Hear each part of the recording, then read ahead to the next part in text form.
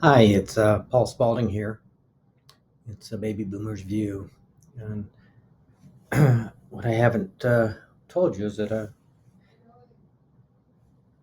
I'm a baby boomer born in 1955, and I grew up in a small town. And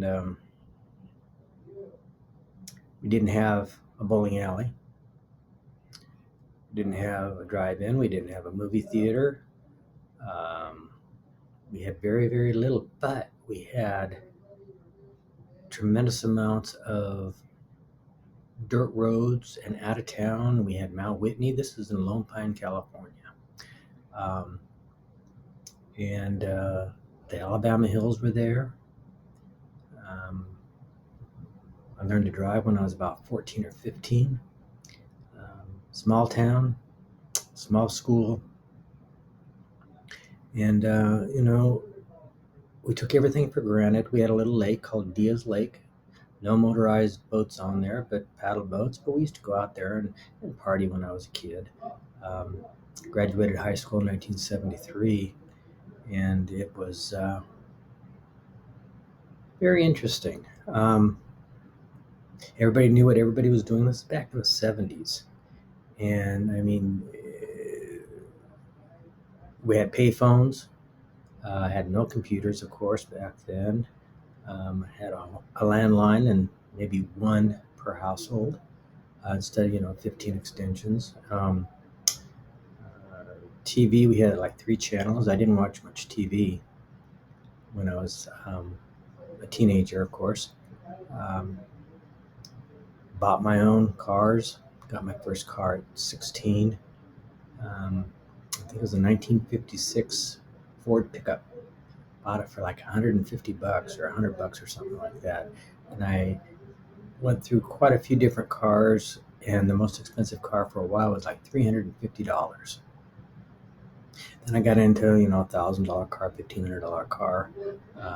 Right after I turned 18, um, I got some money from a life insurance policy that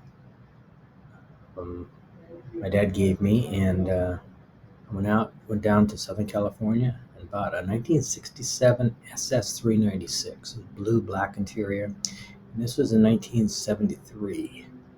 So, it had low mileage on it. Beautiful, beautiful car. But I was a kid, I trashed that thing. I didn't wreck it or anything. I just ran to pieces.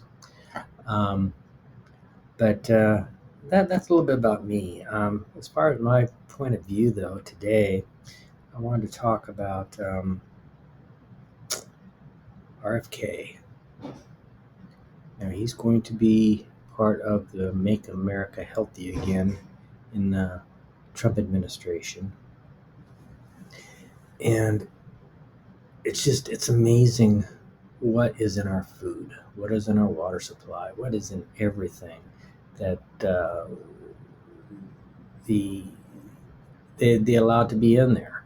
Um, I think RFK is really going to raise some eyebrows, and people. I mean, if we didn't have all this crap in our food, we wouldn't have the obesity rate. We probably wouldn't have the diabetes rate. Um, I mean, there's so much that is caused by poor food, poor diet. Of course, if you try to get healthy stuff, natural stuff, it costs a whole lot more, and that shouldn't be it. It's very, very, very wrong. But it is what it is, and hopefully RFK can fix some of that. I also wanted to talk about this CEO of UHC, United Health Service, that was murdered yesterday. I mean, I just don't understand this. Why you would murder somebody that was a CEO of a health corporation, insurance corporation. Now, I'm sure things don't work out the way they want, but taking his life isn't going to fix anything. In fact, when the guy gets caught, bad things can really happen. I mean, that was cold-blooded murder. And I just really, it really makes me feel bad. Um,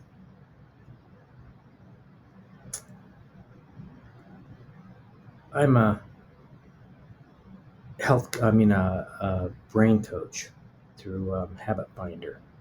I was approached by somebody a few years ago, back in 2020, and he told me that I'm stuck in old technology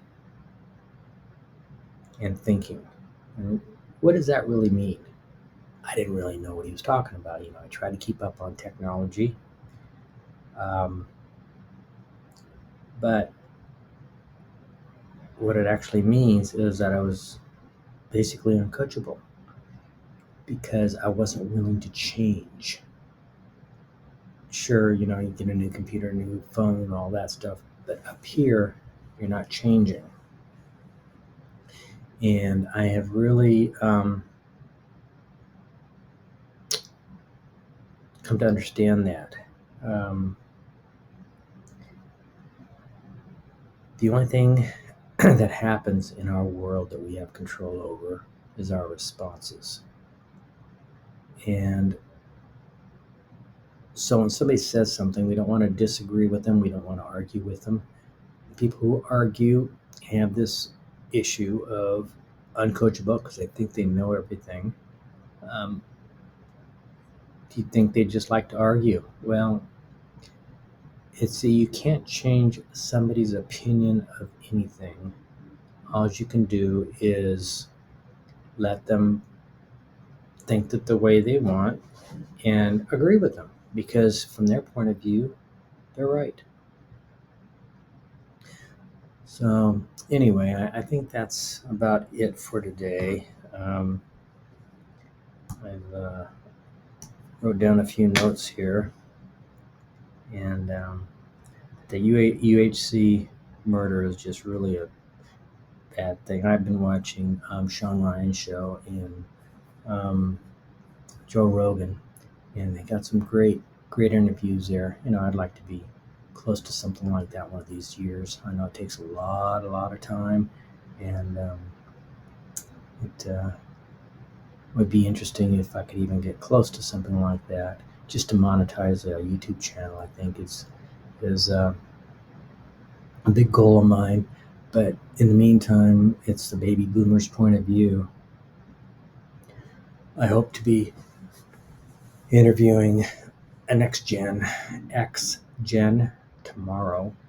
And I've got a builder, my 98-year-old World War II veteran that I've been trying to interview, but he's been pretty sick lately and been able to get over to see him. But as I'm able to get through these interviews, I've got a call. So.